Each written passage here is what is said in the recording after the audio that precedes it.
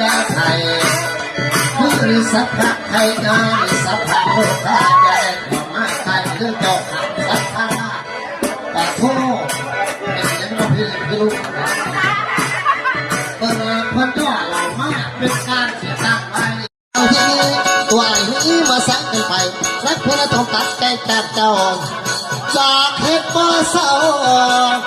เนี่ยเขา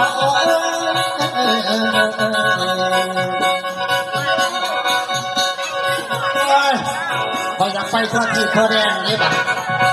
น้ำออกคงออกหาหลอดสีถ้วยนี่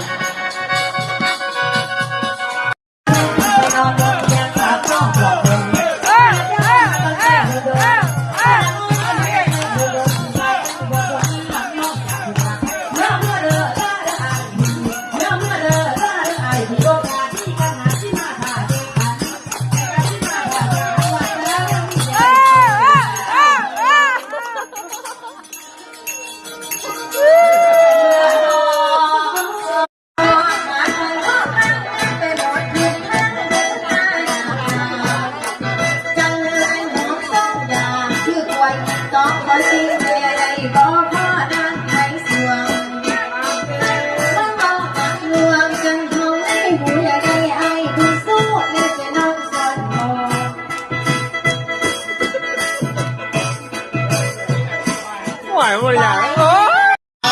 เอามาเอามาเอาแล้ว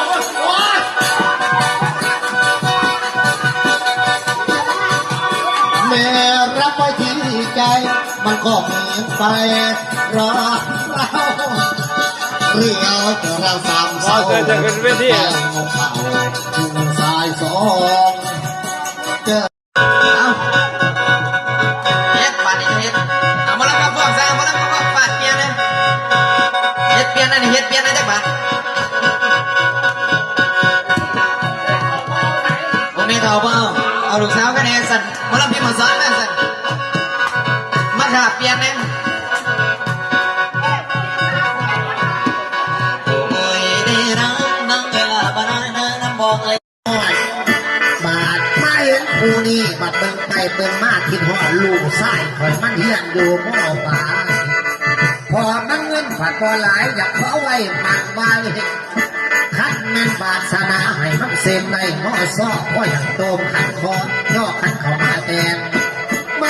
ย่อขันเขามาแตงเราเป็นตาหักตาแพ้แต่เอาเป็นลูกไทยเพื่อไว้ให้ปูเอง